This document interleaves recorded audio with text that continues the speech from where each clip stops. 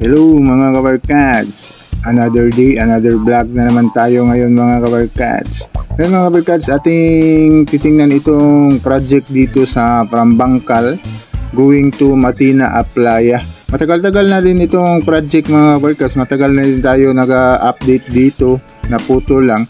Ngayon is tinatrabaho na yung tulay dito. Ito yung papunta ng Matina crossing yan, sa Balusong, yan crossing na yan sa dulo. Sa dulo sa unahan. Yan, makita natin yung flyover, overpass doon. Yan, ito yung parang Pag-asa Street yata dito. Itong area na ito. At ito naman dito is ito yung papunta na ng Ulas. Yan, papunta ka ng Turil. Ito na yung kalsada dito. Yan, isang malaking kuan nito mga kabarkads. Project, magandang project kasi kung magta-traffic dito, papunta ka ng Matina crossing. Tapos papunta ka ng Matina Aplaya, from dito Matina Aplaya ka, dito ka nadadaan para hindi ka nadadaan doon sa may Matina crossing kasi nagta-traffic yan minsan. Pinalakihan na itong kalsada dito mga kabarkads. Dati is maliit lang yan, tapos may tulay dito is only a Billy Bridge lang, yung bakal maliit lang kasi sa mga subdivision dito. Yan, ginagawaan na siya ngayon ng konkreto talaga na 2 lanes na tulay under sa Jima Construction daw ito nagtatrabaho dito. Papunta na tayo doon sa project mga kabarkads. Dito tayo nagsimula sa CP Garcia Highway, yan known as Diversion Road. Papuntahan natin itong project dito kung saan ba ito, para kasi maraming nagtatanong sa atin every mag-upload tayo dito is saan daw itong project na ito. Ito na yung mga guide ninyo kung saan talaga itong project dito, kasi talagang hindi mapansin ng mga tao itong proyekto dito kasi para lang daanan na papunta ng subdivision ang ginagawa dito. Pero hindi isang bypass road itong gagawin dito sa tuloy-tuloy na trabaho. Pero yung sa dulo nito hindi natin alam kung saan lalabas doon sa Matina Aplaya kasi may magawa talaga sila ng daanan. Ito yung Tahimik Street dito. Yan, well known ito kung taga Bangkal ka or dumadaan ka dito. Ito yung masikat na street dito, tinatawag na Tahimik Crossing. Yan, papunta na tayo doon kasi itong ginagawa na bypass road is hindi ito sikat na street dito parang Pag-asa yata ang pagkaalam ko, Pag-asa, kasi wala na itong mga sign dito. May nagtanong tayo dito, hindi nila alam din anong street, siguro hindi taga dito. Yan, ito yung crossing ng Tahimik sa may 7-Eleven. Yan, kung dumadaan ka talaga dito sa part pa rin ito sa Bangkal itong Tahimik Yan, tapos ito na yung project dito. May makikita ka dito na bulk burger na yellow talaga yung kulay nito, yan yung bulk burger. Ito na yung bypass road yan na ginagawa ngayon dito. Yan yung i-update natin. Yan, let's go. Yan, ito na yung mga kabarkas yung kalsada na matagal na itong natapos na kalsada dito. Actually, madaanan na siya dito na area na mga sasakyan. Kaso lang, hindi alam ng iba. Kasi maliit pa yung tulay dito Parang 1 lane lang yung tulay, yung bakal.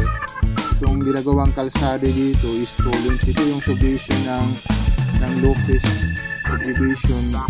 Itong area na ito, iwan ko kung ano kasi maraming mga dikit-dikit na mga bahay dito. Ito na yung ginagawa na kalsada dito. Siguro sa hindi nakaalam, hindi talaga nila paalam dito ang kalsada dito. 2 lanes ito na kalsada. Siguro kung taga dito alam nila itong kalsada na ito, pero kung magawa na yan ng malaking tulay dyan, marami nang dumadaan dito. Hope na yung mga residente dito is mag-ingat-ingat na kung may marami nang dadaan dito. Yan, ito yung kalsada papunta ng Dunya Francisca na subdivision. Yan, ito na yung Dunya Francisca subdivision. Yan, papasok na tayo dito na area. Pagdating mo dito, pwede ka pakanan, may kalsada dyan, pakanan, palabas na doon sa may Matina Aplaya talaga. Pero didiretsuhin daw itong kalsada dito. Parang magbubutas daw dito na area dito. baga ngayon is wala pang butas dito, may mga bahay pa.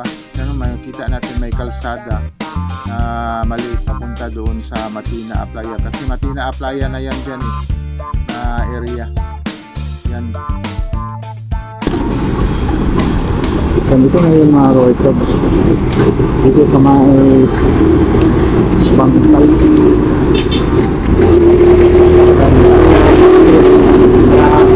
Ito dito may kalsada na ginagawa na yun dito. So ito yung Bangkal papunta na Matina Cruising. Tapos ito parang malaki na itong kalsada dito is para dyan, doon ka na sa Matina Aplaya lalabas. Ngayon tinatrabaho na ngayon, pero no entry ito, hindi madaanan itong kalsada ngayon dito. Yan, may balo sa motorista para pagtrabaho sa bagong tulay sa Lupis Village. Tugod October 24 dili na nagyan ang tulay hantod mahuman para himo muagi sa Nagkaang Street pasulod sa Lupis Village sa padawa sa Diamond Street. Yan mo rin makano na yung mag-matis kumut-ampun sa biyahe daw. Ito WH. Ito na yung mga workouts na ginagawa ngayon dito na project. Yan, datahan natin dito. Yan, makikilaki din itong kalsada dito ng workouts. Matapos ito dito. Pero magtrabaho ka rin dito. Ngayon, tuloy-tuloy pa rin yung trabaho nila sa area na may takbo pa rin. Alam ko kung sinong contractor dito na nagtrabaho dito na site.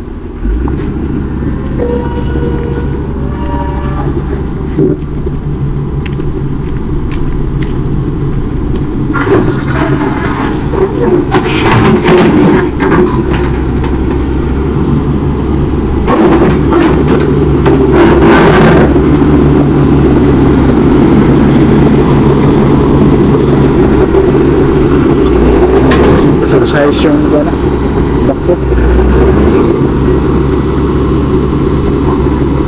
exercise ang bakit.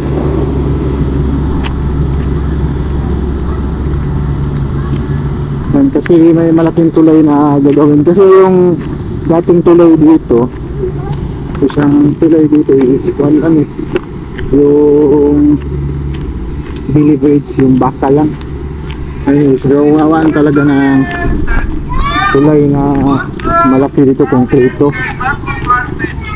Ewan ko kung naka-drilling na ba sila dito.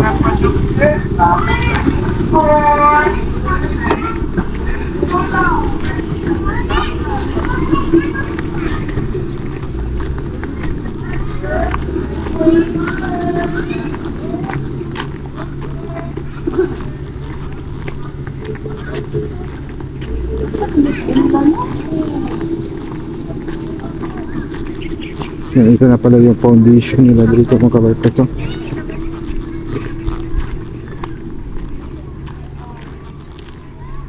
Ano yung foundation? Sugdan na rin boss? Sugdan na rin tulay boss? Sugdan na rin? Dito at bang nanapod? Hapit naman din eh. Ano sa mga kami trabaho di boss? Ano sa mga kontraktor? Ha? Jima? Ah, Jima din, hindi ka pa nakakuha ni? Ha? Ibang project ni Jima, no? Magani, wala na appeal dito sa ulas. Undang yung ulas, no? Magani, wala budget pero 2025. Ah, ito, gusto tiwas lang siguro na. Kung sa'yo target, ano yung ngayon? Wala ka?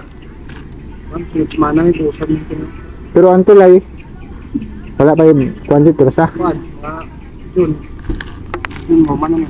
June? Ah. Ito ni mo ni, kalsada po, 2 lanes ni Diri. 2 lanes ni Diri. Itong dito kamo pag nagtrabaho dito, lain no? Asa? Itong dito na, kalsada.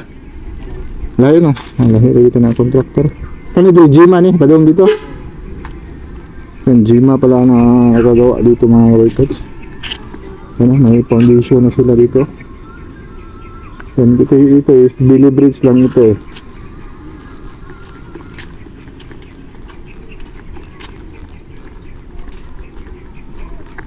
Yan, nabilis itong Jima. By June to. March, April, May, June. Natatapos na ito June. Kasi yung drilling machine nila is wala na yung drilling machine nila. Kuha na pala yung drilling machine nila. Matagal yung nakatambay itong drilling machine nila dito. Ngayon, yan, ito lang dating kalsada dito mga kapatid. Itong Billy Bridge na maliit na kalsada. Yan, ngayon wala na, papunta talaga na ito ng Lupis. Tapos ito, dumadaan tayo dito dati. Doon lalabas doon nga sa Francisca na subdivision. Yan. Yan. Punal pala yung dito din, no? May foundation na rin dito. Yan, laki-laki, maganda na ito kasi itong kalsada dito. Yan yung papunta ng Dunya Francisca na subdivision. Yan, yung iba kasi hindi na madaanan dito. Doon na dumadaan sa may Dunya Francisca. Yan. Shout out.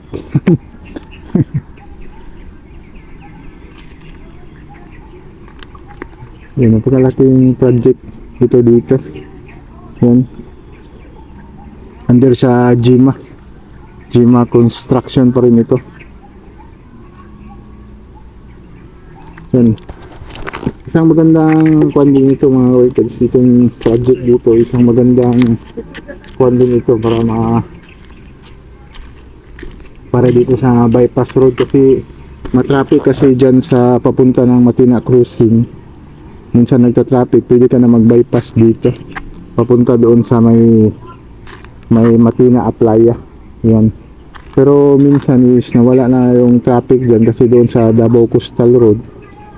Yan, kung hindi pa nag-open yung Davao Coastal Road, dito pa siya dumadaan. Yan. Ngayon is dito na.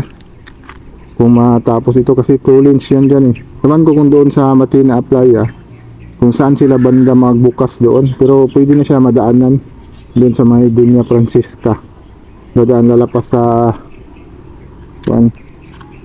Matina Aplaya. Yan, ito yung contractor dito sa Jima Construction. By June daw, sabi ni Busing, is by June daw ito matatapos itong project nila dito. Kasama pala itong drainage system papunta doon. Malapad-lapad dito mga kabarkas kapag ma-clearing yan dyan. Marami nang dumadaan dito. Yan. Siguro mga kabarkas, ito lang yung update natin sa project dito. Yan, balik-balikan lang natin ito hanggang matapos itong project dito sa may anong street ito? Pag-asa ba ito? May street. Yan, papunta ng Matina Aplaya. Yan, like and subscribe to my channel and please na button bell para ma-notify kayo sa mga video na i-download ko, especially sa mga travel vlog natin. Yan, see you, bye bye.